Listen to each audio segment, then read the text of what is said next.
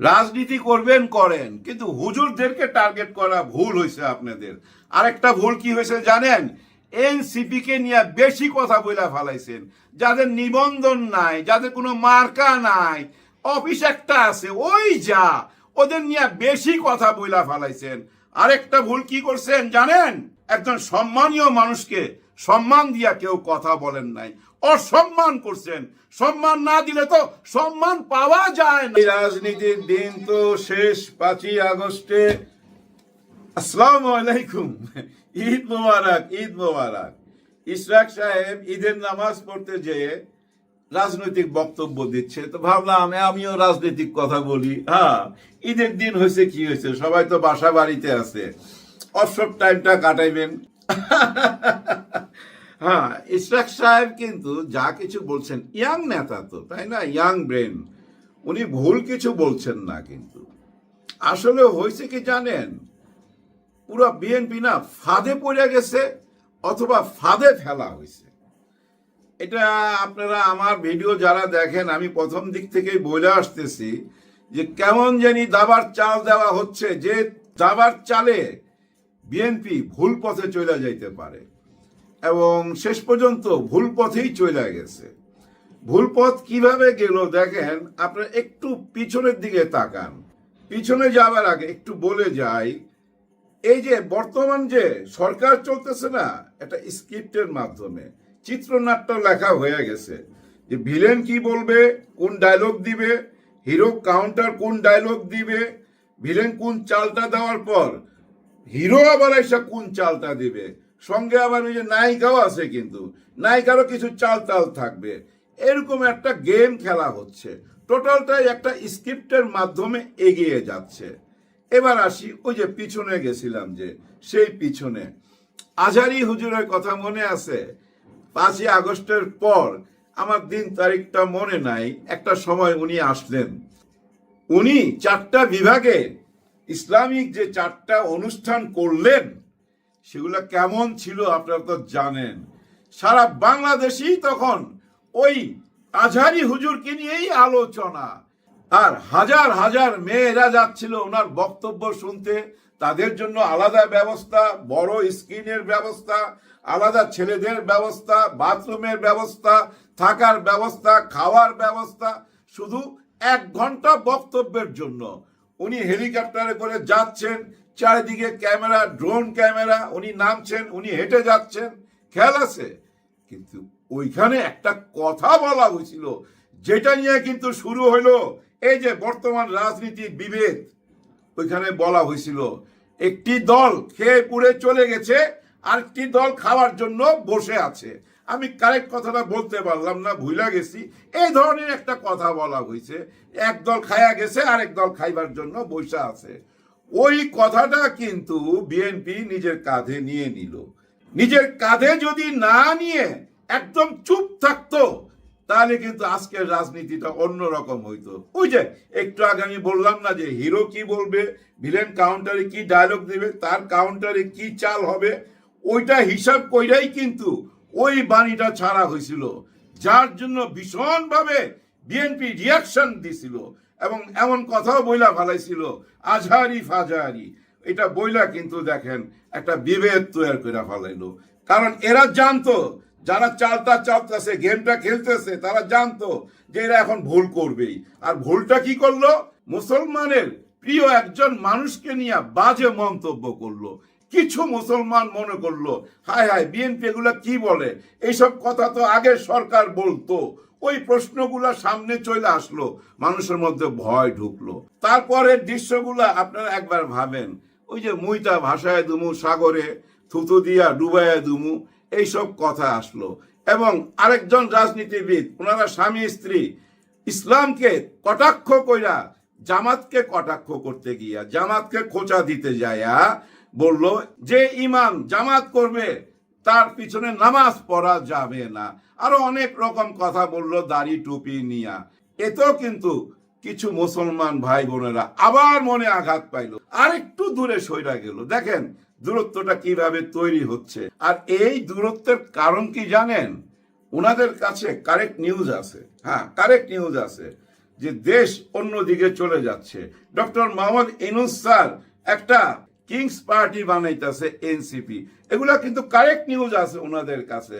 এবং এই বর্তমান সরকার ইসলামিক মাইন্ডে সবার সাথে গোপনে হাত মিলাইছে, এরকম একটা ব্যাপার কিন্তু বিএনপি বুঝা ফেলাইছে। এর মানে কি জামাতের হাতে ক্ষমতা দিয়ে চলে যাবে? এই প্রশ্নটা তো ভাই স্বাভাবিকভাবে আসতেই পারে, মনের মধ্যে সন্দেহ ঢুকতে পারে, ভয় ঢুকতে পারে। ভয় তো ঢুকে গেছে ভারতের ভিতরও, ওরাও কিন্তু বুঝতে পারছে, ওদের মিডিয়া থেকে কিন্তু একই কথা বলা হইতাছে, মৌলবাদীদের উত্থান হয়েছে, জঙ্গিদের উত্থান হয়েছে, ডক্টর ইউনূস সরকার জঙ্গিদের নেতা, শেখ হাসিনাও একই কথা বলতেছে। তার মানে সবাই বুঝা ফালাইছে। আমার প্রশ্ন, বুঝা ফালাইয়া ফাঁদে পা দিলেন কেন? বুঝা ফালাইয়া ইসলামের বিরুদ্ধে খোঁচাইতে গেলেন কেন? বুঝা ফালাইয়া ইসলামের বিরুদ্ধে কথা বলতে হবে কেন?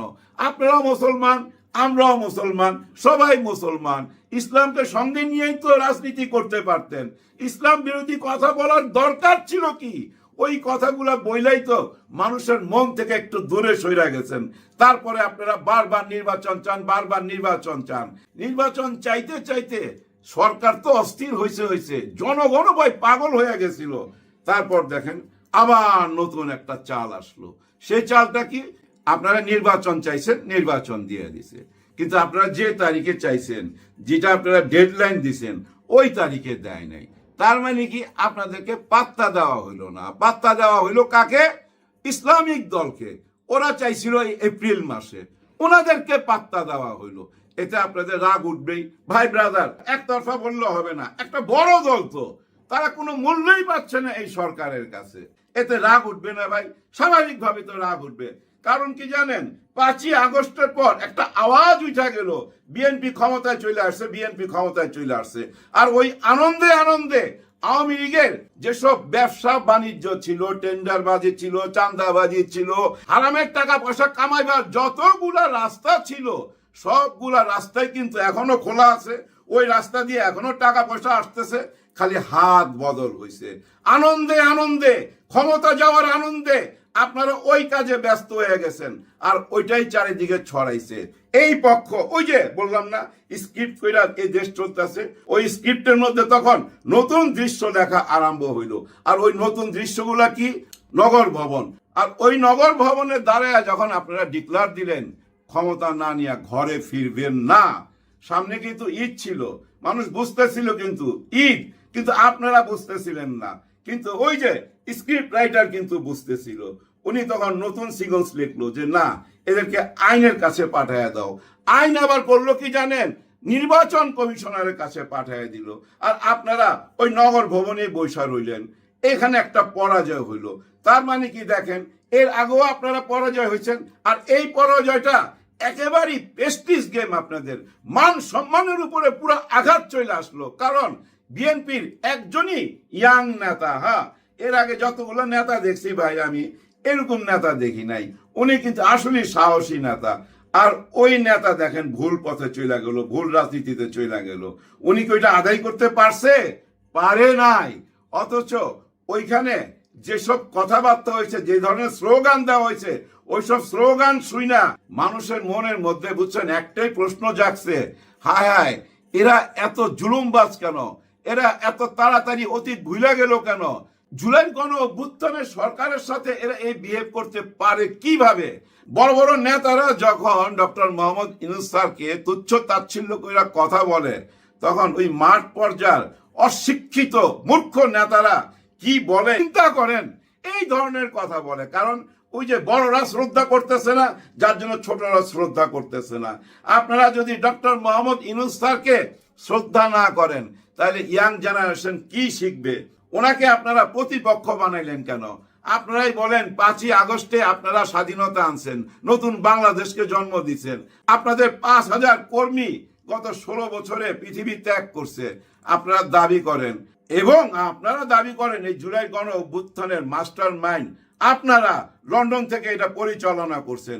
আবার আপনারাই মিডিয়ার সামনে বলেন না না না, আমরা তো ছিলাম না এই জুলাই গণ অভ্যুত্থানে, এই কথা বলেন। কারণ ভয়, শেখ হাসিনা এমন ভয় ঢুকিয়ে দিয়েছিল মানুষের মধ্যে, 5ই আগস্টের পরও মনে হইতেছিল যে কোনো রাত্রে দিদি চলে আসে, ওই যে উনি বলছিলেন চট করে আমি যে কোনো সময় চলে আসবো, তখনই এখান থেকে সুর বদলায় বলা আরম্ভ হইলো, না না আমরা জুলাই গণ অভ্যুত্থানের এই ছাত্রদের সঙ্গে ছিলাম না। বুঝতে পারছেন? এই যে বারবার রূপ বদল করা, একই অঙ্গে এত রূপ দেখানো, এইটাই হলো ভুল রাজনীতি। এই যে আপনারা বলেন জাতি হতাশ, উনার ভাষণ শুই না, পুরা জাতি নাকি হতাশ, জাতি এটা আশা করে নাই। আপনি কোন জাতিকে টান দিতেছেন? আপনি কি মনে করেন এই 18 কোটি মানুষ সবাই বিএনপি করে? না, একদম ভুল। আপনার দল হতাশ। আসলে না, হয়ে গেছে কি জানেন, প্রেস্টিজ গেম। এর আগে নগর ভবনে কিছু পাইলেন না, আবার ডিসেম্বর নির্বাচন চায় পাবেন না, আপনাদের মতো বড় দলের কোনো কথা রাখবে না, এইটা আপনারা মাইনা নিতে পারতেছেন না। এটা আপনাদের একটা ইগো প্রবলেম। কিন্তু আপনাদের ইগো প্রবলেমের জন্য দেশের ক্ষতি চাইবেন, এটা কি হয় বলেন? দেশের ক্ষতি চাইতে পারেন না তো, দেশের যেটা ভালো সেটা মাইনা নেন। উনি বলছে চিল কান নিয়ে গেছে, সেই চিলের পিছে দৌড়াইতে না করছে। তার মানে কি? প্রোপাগান্ডার পিছনে দৌড়াইতে না করছে, গুজবের পিছে দৌড়াইতে না করছে, গুজবকারীদেরকে প্রতিরোধ করতে বলছে। আপনারা প্রতিরোধ করেন। আসেন না সবাই হাত মিলায়া একসঙ্গে দেশটা চালাই। আসেন না সবাই একসঙ্গে হাত মিলায়া নির্বাচনের দিকে আগায়া যাই। নির্বাচনের রোড ম্যাপ তো দিয়েই দিছে, আর কি সুন্দর দিন দিছে, এপ্রিল মাস, ফাগুন মাস, কোকিল ডাকবে কুহু কুহু, আর আমরা নির্বাচনে ভোট দিতে যাব। কিন্তু অনেকেই বিশ্বাস করতে পারতেছে না নির্বাচন হবে এপ্রিলে। বিশ্বাস করেন 80% বোদ্ধা বুদ্ধিজীবী, আপনারা দেখেন ওনাদের কথাবার্তা শুনলেই বোঝা যায় ওনারা একটুও বিশ্বাস করতে পারতেছে না। কিন্তু আমি আপনাদেরকে অ্যাডভান্স বলতে চাই, আমি বিশ্বাস করি, আপনারা বিশ্বাস রাখেন। এপ্রিলের ফার্স্ট উইকে 5 তারিখ 6 তারিখ এর মধ্যে শুরু হয়ে যাবে নির্বাচন। শুরু হবে, হ্যাঁ শুরু হবে আরো আগে থেকে, এবং কিভাবে শুরু হবে না হবে সবই বুঝতে পারবো আমরা জুলাই মাসে। কারণ জুলাই 36 দিনেই তো নতুন বাংলাদেশ আসছিল। আগামী এই 36 দিনে, জুলাই 36 দিনে জুলাই যে সনদপত্রের ঘোষণা আসতেছে, এই ঘোষণাটার মধ্যেই কিন্তু বাংলাদেশের ভবিষ্যৎ, বাংলাদেশের আগামী রূপরেখা। এনসিপি কি বলছে? ছোট্ট দল, যে দলকে কেউ পাত্তাই দেয় না, পোলাপান বলে, ওই যে ভাষায় দিবে সমুদ্রে, থুতু দিয়া ঢাইকা পালাবে, যে দলের কোনো নিবন্ধন নাই, যে দলের কোনো মার্কা নাই, ওই দলরে এত ভয় পান কেন? গত 10 মাস তো শুধু ওই দলের নামই শুনলাম, এনসিপি এনসিপি এনসিপি। এনসিপি বিনা টাকায় পাবলিসিটি পাইছে ভাই, 1000 কোটি টাকার পাবলিসিটি পাইছে। ওই এনসিপি যেটা চাইবে এই সরকার সেইটাই করবে। কারণ এই সরকার কোনো রাগ ঢাক করে কোনো কথা বলে না, কোন রকম রাজনীতিবিদদের মতো নয় ছয় করে না। উনি সোজাই তো বলছেন, ছাত্র জনতা আমাকে এখানে বসাইছে, আমি রক্তের সাথে বেইমানি করতে পারবো না। আমি শহীদদের মা বোনকে কথা দিছি, আমি শহীদদের বাবাদেরকে কথা দিছি, আমি একটা নতুন বাংলাদেশ গড়ে দিব।